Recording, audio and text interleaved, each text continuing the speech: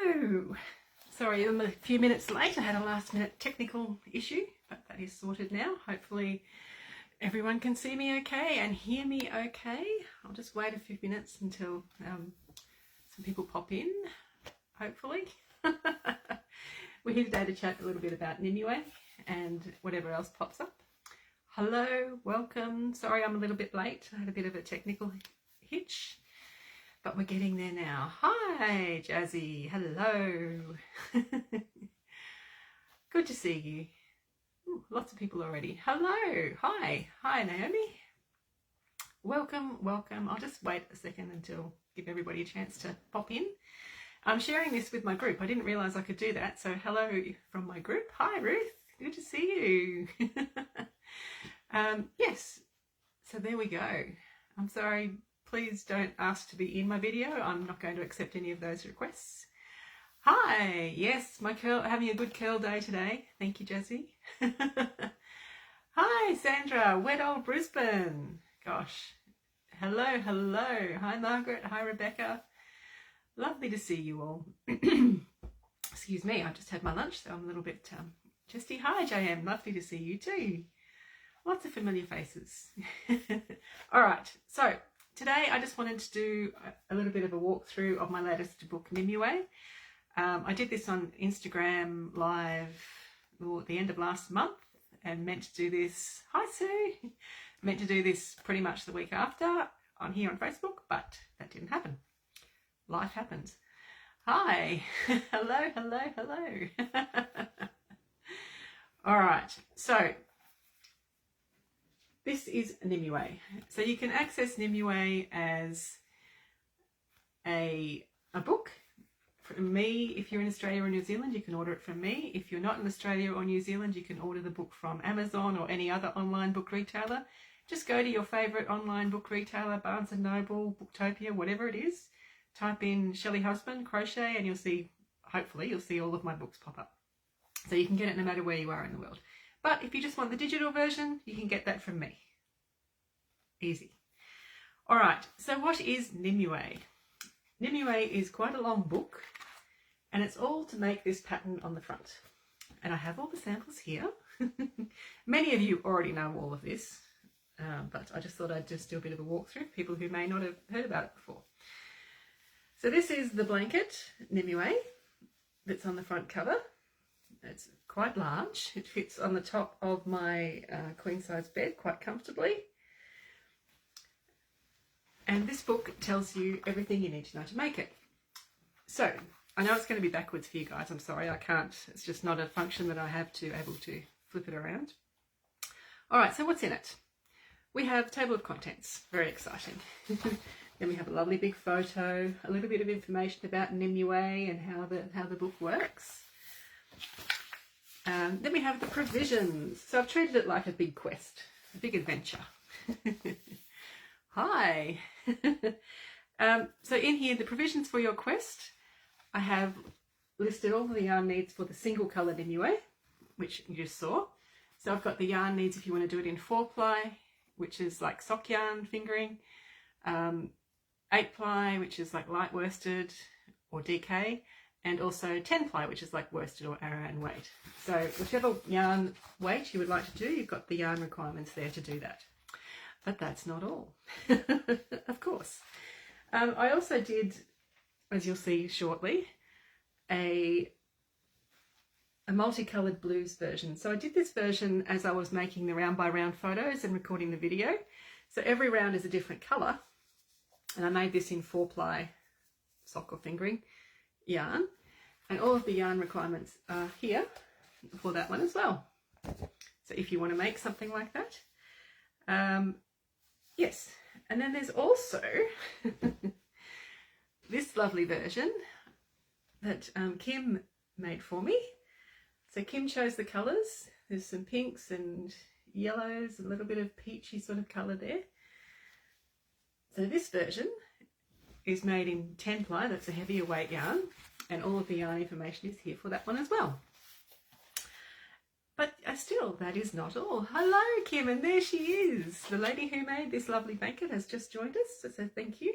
And I see that Samantha has also joined us, who made this version for me. So this is the luxury version. So this is made with a Great Ocean Road Wool and Mills wool. It is, where are we? Merino and Suri alpaca yarn. So it's deliciously soft. It's kind of probably a bit hard to see, but there's like the two different yarn fibre types have been twisted together. So the white is the merino and the grey is the Suri alpaca. And that makes this delightful, very heavy, very luxurious, very soft version. So you've got all the yarn requirements in there for that one as well. Now, so that's all your provisions, everything that you need. And then it goes on to the patterns. So navigating Nimue, going on your adventure. So I have, first up, I've got the centre section. I'm just going to get, whoops, this out again. So this centre section here, between my fingers, that large square, I've called Avalon, and that's the written pattern for the first part. So you'll find in here the written pattern for Avalon in UK terms, but also, if I can manage to turn the pages all right, in US terms. So that centre square, all the information is there for making the written patterns. And then I talk about the smaller squares. So there's a small square called Caltha. Oops, where is it? Here. That surrounds the Avalon. You need to make 24 of those. So I talk a little bit about how to join them onto Avalon here. And then you've got the UK and US terms pattern for that. And then it's on to Nimue, which is finishing off the blanket, all the outer rounds. So again, we've got the UK and US terminology written patterns. But then that's not all. If you're a chart user, then we have charts for every round of the pattern.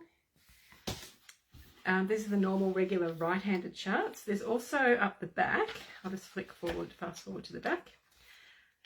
I have left-handed versions of all of the charts as well. So if you're left-handed, you don't have to make your brain work in the opposite direction. It's all going to work for you if you follow the chart there.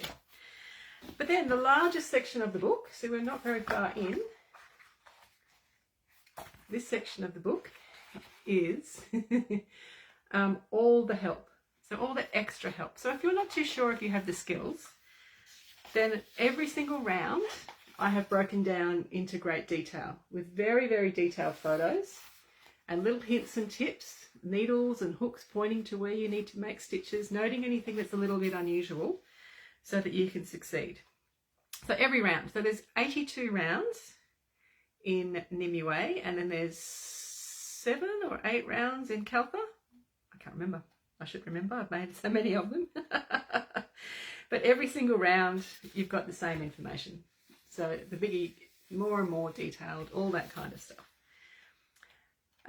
Yes. And then for every round. So I'm getting almost up to the back of the book now.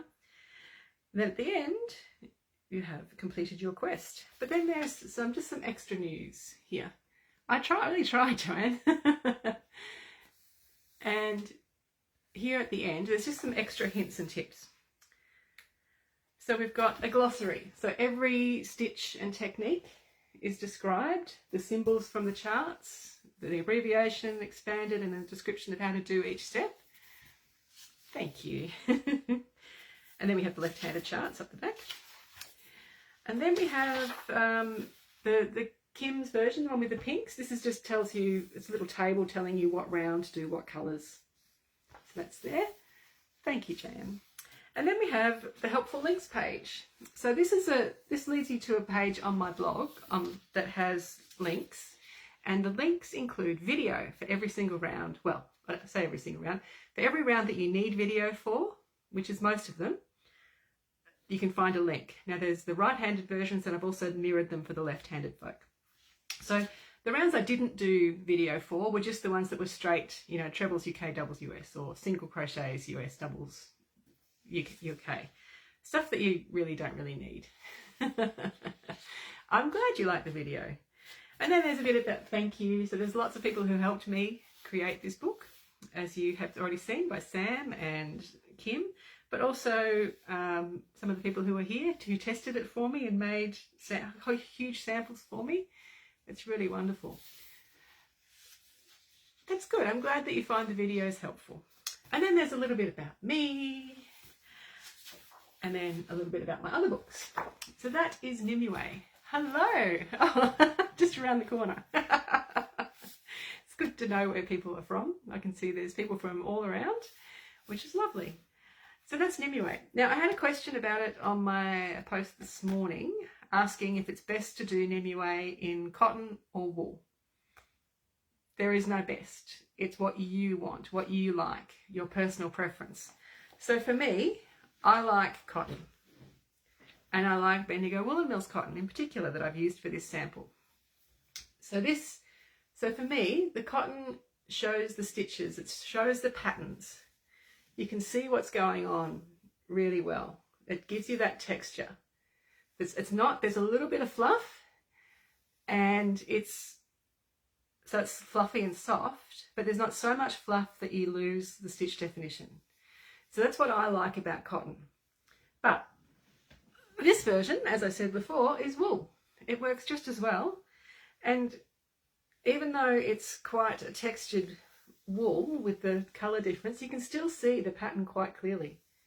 You can still see the stitches. This one here is more like probably a 10 or a worsted weight, whereas this one here is the 8 ply. Yes. Oh, that's so cool. So nice. It's just been amazing. So in my Facebook group, hello, my Facebook group, there are a lot of people sharing their progress on Nimue, and just some of the colours and yarns that people are using are just amazing. They just look sensational. Yes, it does. So you really are only bound by your imagination and what yarns you have available to you. If you're not sure what you're going to like for it, try making just the Caltha squares, the small squares, because there's only 6, 7 or 8 rounds, and test out a few yarns, test out a few hook sizes and see what you like the end result of, because this is going to be a huge thing. You're going to put a lot of time and effort into this, so make it worthwhile. Try out what you want, so you're going to be happy with your end result. I hope that answers that question. Does anybody else have any other questions about Nimue in particular, or anything else? I feel like I've rabbited on about Nimue so much lately. I'm probably a bit over myself actually. But I am loving seeing all your Nimues appear. And I can't believe there are some people who are already working on their third one. I think this was only out like in mid-March, and there's already people making their third Nimues, which is just incomprehensible to me. You must have amazing skills. Have I seen any in 4-ply? Indeed I have. This one. This is in 4-ply. And there are a lot of people who are doing it in whirls and whirlettes, which is a very fine yarn, and making it in my Facebook group. So have a look there if you want to see some different options. Now, JM has a question. When you reach the outer reaches of Nimue into the real world, do you count your stitches? Gosh, no. Sorry, there's a C. I have to see more, JM. I can't see all of your comment. I'll just... Okay, so for me personally, if the pattern is working, I don't worry about my stitch counts too much. I do if I've got a shape that's going to change. So if I've got a circle that's going to go square, that's important to have the right stitch count.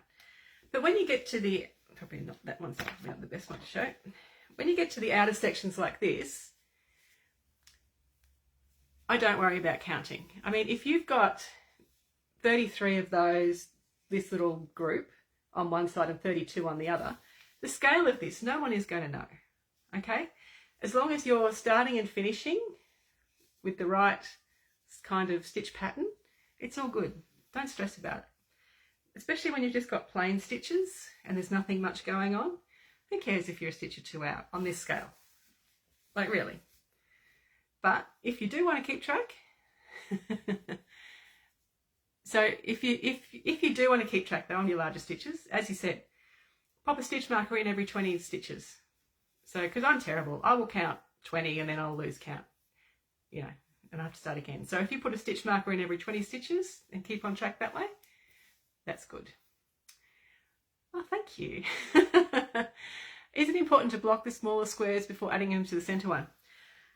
100% honesty here, I didn't. Usually I would, but I didn't. So usually when I'm making smaller squares, I block them as I go, and then I join them, and then I join them on. Because I knew the layout here, then I made the strips, and I fully intended to block the strips, but then I just didn't do it. Yeah, stitch markers, there you go. Yes. Yeah, no, and especially when you get to a big heavy thing like this, it's going to take a while to dry if you're wet blocking in particular. So maybe wait till the very end if you're going to block it, or just steam block it as you go. It's up to you. It will look neater. It will look better if you do take the time to block. But for some reason, I just didn't feel the need with this one. Usually I do. Usually I'm block your work, but with this one I just didn't. I don't know why. Maybe because it ended up pretty much so straight and even for me. It wasn't really a problem. Yeah, so Ruth says, as long as the pattern is working, don't count the stitches. Yeah, good job. Thanks, Ruth.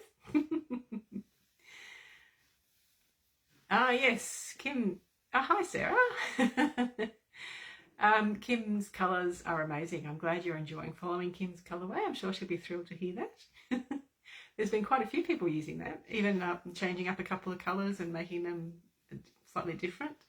It looks fantastic. Yeah. Right. Is there anyone else have any more questions on Nimue? Because if you don't, I'm going to show you something else. But I'm happy to keep talking about Nimue if you wish.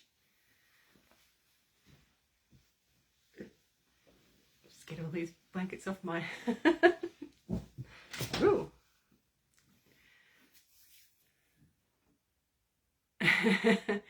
Usually that's me too, Kim. I just don't know why Nimue. It just wasn't a thing for me. I don't know.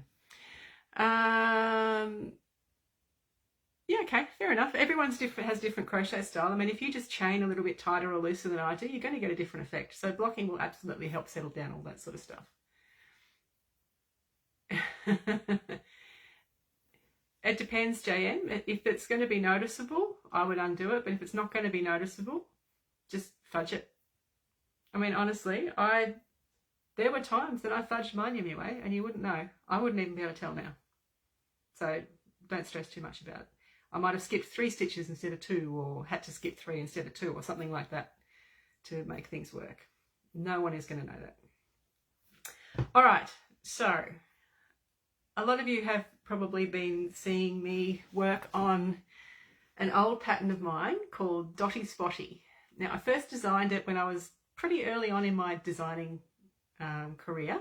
So 2015, I was still working, and one of my colleagues was going to be, was having a baby. So I thought, oh, I'm going to make a baby blanket, yay. So I did, and it worked out really well. And coincidentally, the colours I used were the local football team colours, which I had no idea about because I'm not into football. But they were, so they really appreciated it. So it was green and yellow and parchment. So this is the, well, this is the same layout and pretty much the same pattern almost that what I did back then. But then I gave the blanket, obviously. I didn't take very many photos, and yeah, it was great. It was fine for where I was in my crochet designing journey, hate that word. It was fine, but circles that go square are just sort of timeless. They're just something that I keep doing again and again, different ways. And I wanted to revamp the pattern because I didn't have any good photos. I mean, that's a long time ago now. And phone cameras and all that sort of stuff have come a long way. So I decided I would revamp it. And that meant I needed to do new samples. So of course I went to order the same green and it's discontinued. So I had to use this green, which is a lot brighter than the original green. So the original one, pardon me, was called Honeydew. And this is called Pine Lime, I think. It's a lot brighter. And I was a bit hesitant about it because I didn't think it was going to work, but I think it's actually worked out quite well. So Dottie Spotty, there are 5 different size circles squared off. So you've got 1 round circle all the way through to 5 rounds of circle. And I've mixed up the layout. So I've got small to large, large to small, alternating across. And then I've just used the colours in the border. So that's the original remake. But then I thought, why stop there, Shelley? And I had some yarn left over and I thought I wanted to make a new one. Another version to include in the pattern. And so I finished this just last night. You may see the odd end. There's just a couple of the border ends I haven't woven in. They are so much fun to make. It's because you can get in a production line, you can make lots of circles and then square them all off and it all comes together really quickly. So as I say, a couple of ends. So this is the new, improved, bigger version of the Dottie Spotty blanket, because it was originally a baby blanket. That's what I intended it for, and that's what I've made the remake as. But I was thinking about, okay, what about that time, that really special time when your little tiny baby, your little toddler moves up into a big kid bed? And I thought, this is what this would be. So perfect for when your little kid moves into their big kid bed. And I've made this one. So this original one was made in 8-ply cotton.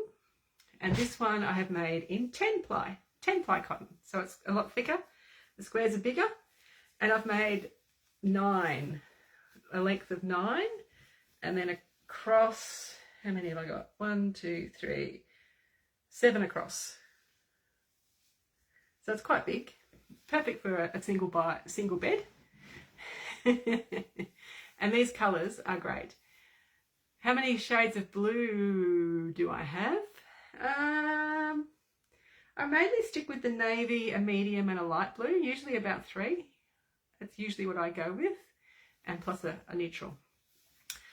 So I did the border a little bit differently on this one. I've used the colours from the centre, but then I've also added a strip of the natural at the end.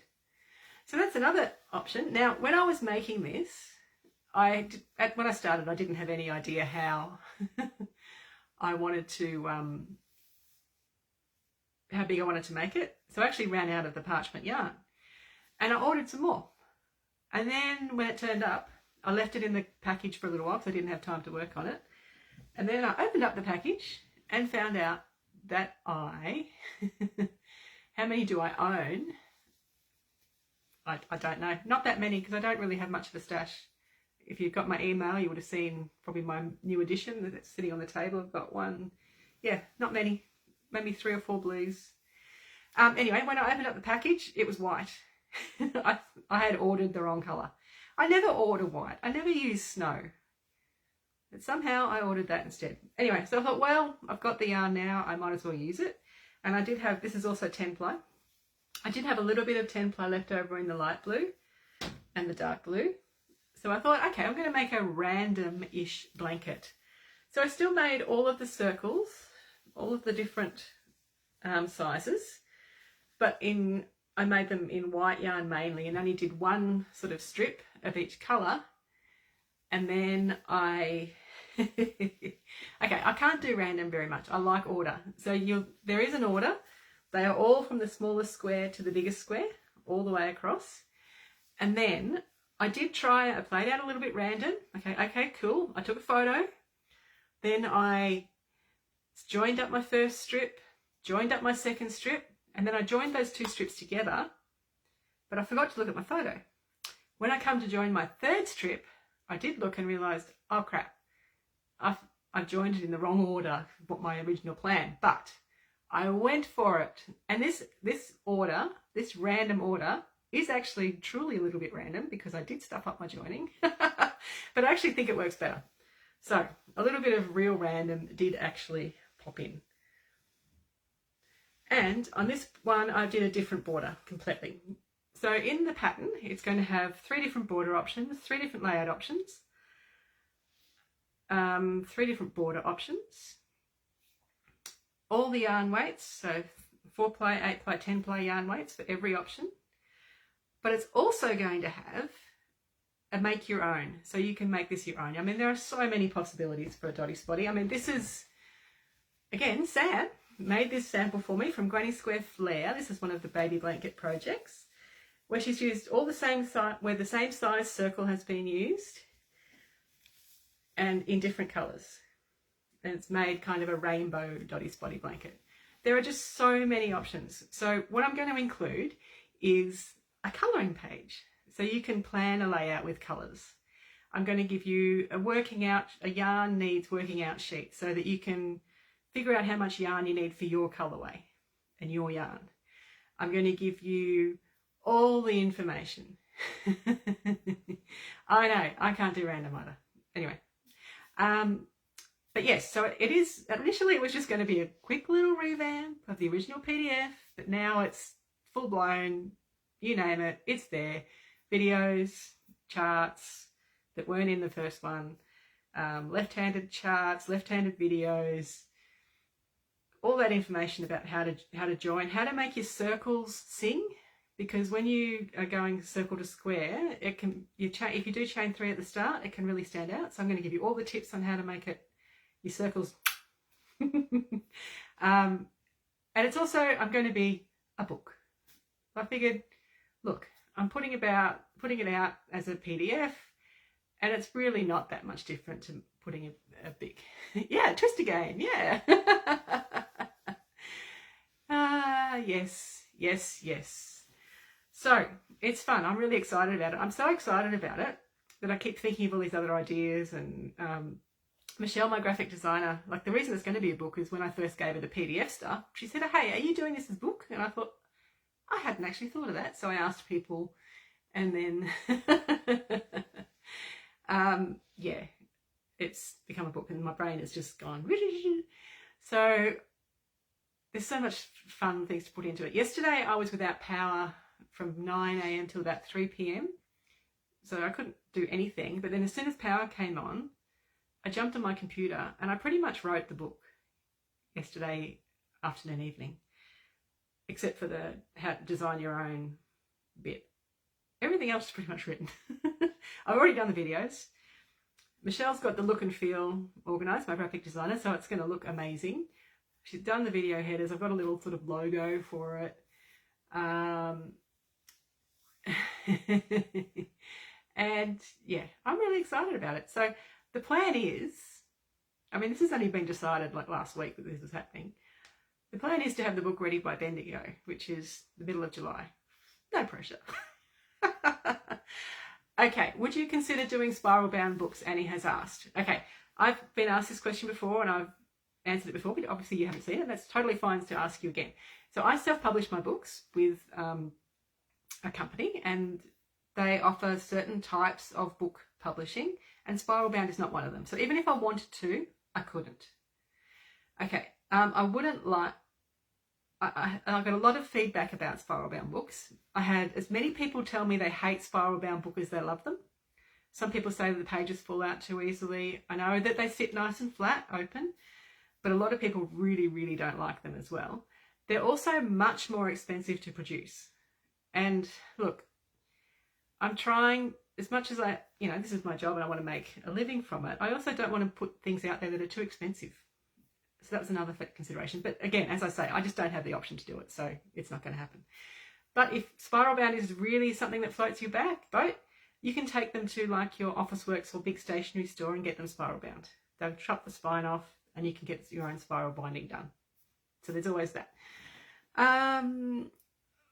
Yeah.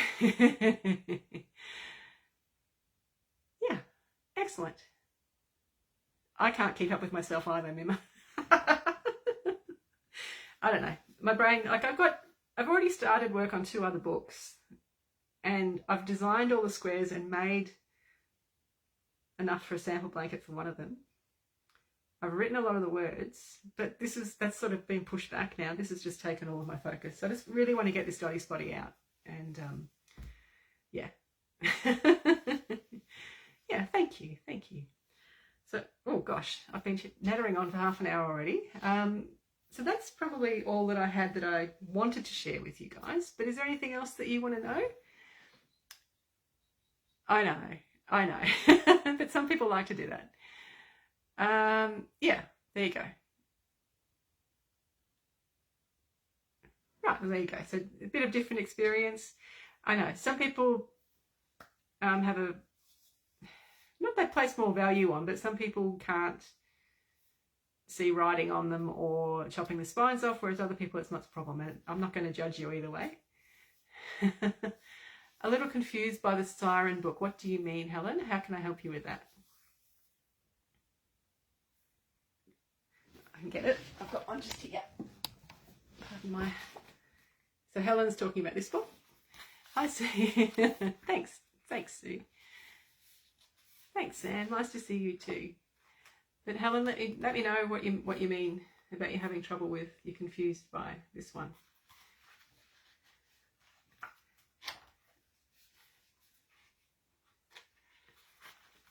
So this is a book of 64 granny squares that are all the same size. Am I teaching currently? Yes. I'm actually I'm hoping that maybe by next week I will have a new page on my website that lists all my upcoming workshops. At the moment, I am teaching at a retreat in Launceston. Oh, okay, Helen, I understand. I'll get back to you in a second. All right. So Launceston, I can't remember the exact dates, beginning of June. Maybe it's the 3rd, 2nd, I don't know. Thursday, Friday, Saturday. No, Friday, Saturday, Sunday in June. The first Friday, Saturday, Sunday in June, I'm in Launceston teaching at the Yarn Creative Yarn Retreat. There are, I believe, about 4 spots left.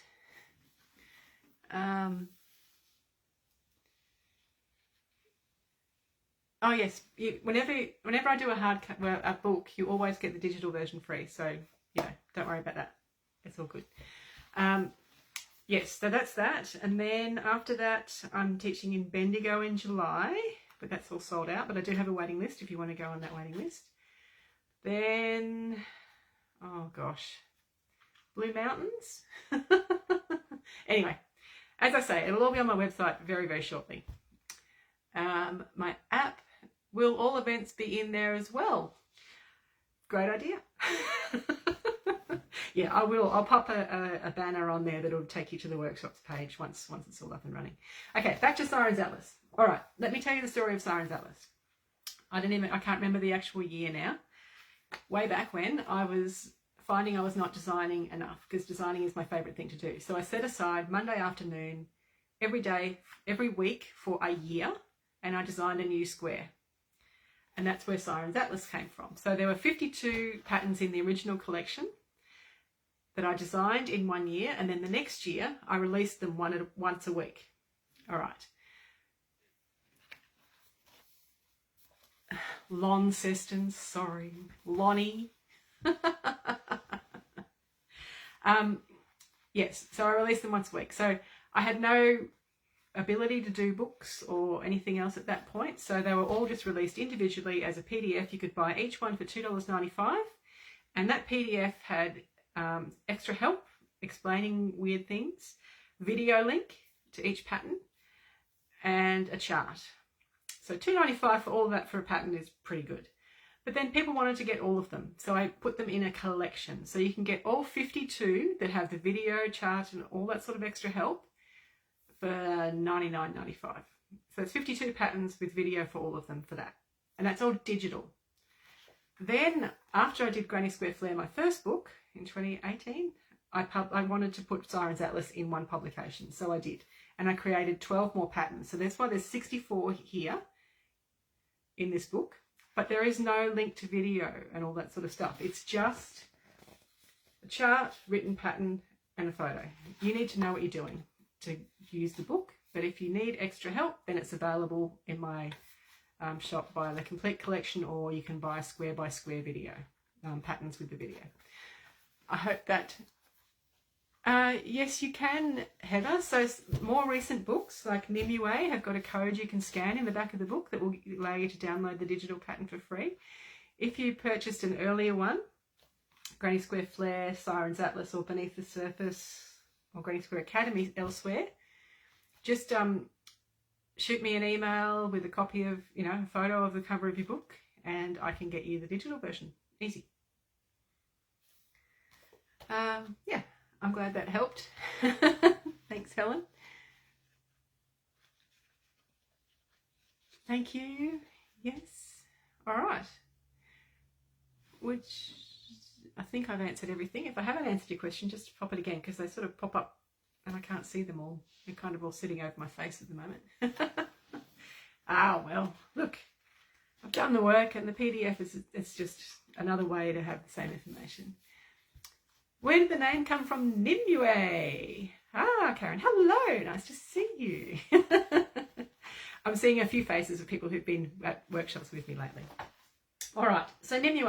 The name Nimue came from, okay, the center, I can't reach it. Oh, yes, I can. Knock everything over.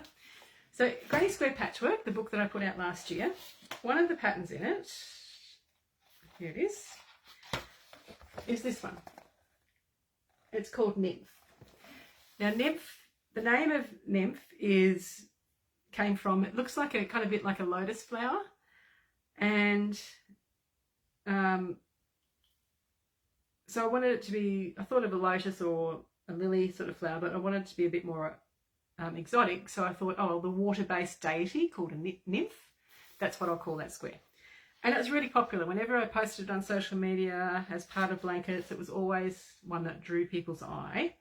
And so I wanted to do another crochet along project, and I decided to use that as a center. So I used that as a center, then expanded it more and more and more, and then did the Kalpa squares and more and more and more. So it's all based on, I'm thinking, that same sort of, waterways, nymph, deity, mystical sort of stuff. And when I finished the whole blanket, I actually put it up questions on social media and asked if people had any suggestions for the name.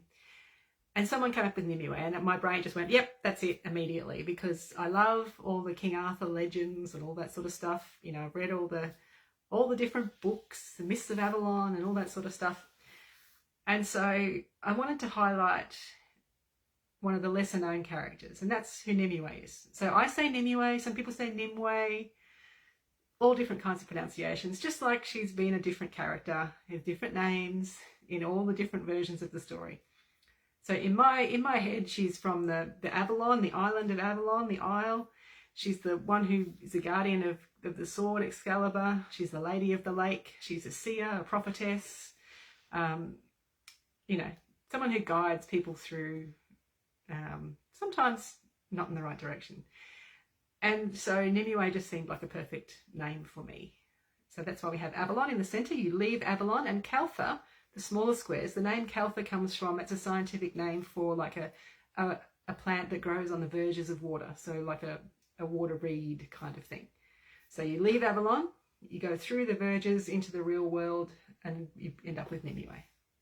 So there you go. That's the story of Nimue. Any other questions? Because I have been talking for a very long time now. But I will do these more regularly. It is fun. I do like to do it. Maybe I'm going to try for once a month on Instagram and once a month on my Facebook group. Thanks, Ruth. But I think if no one has any other questions, I think I'm going to leave it there. Yeah, thanks, Sam. That gives it a bit more personality. You're welcome. You're welcome. Yes. So, will the app have upcoming events in there too? Yes. I will put my workshops on there. Oh, you mean like Facebook events? Absolutely could. I should. Didn't think of that. Yes, I can put a little, like I can send notifications, Shelley's going live on Facebook tomorrow or something. I can do that. Thank you. Good idea. Thanks, Jazzy. Good to see you too. All right. I'm going to leave it there. If you have any other questions, just pop them in the comments when this gets saved up onto my page, and I'll get back to you. But thank you very much for coming and joining with me. Yeah, it's great to see you. Thank you very much. Okay, bye.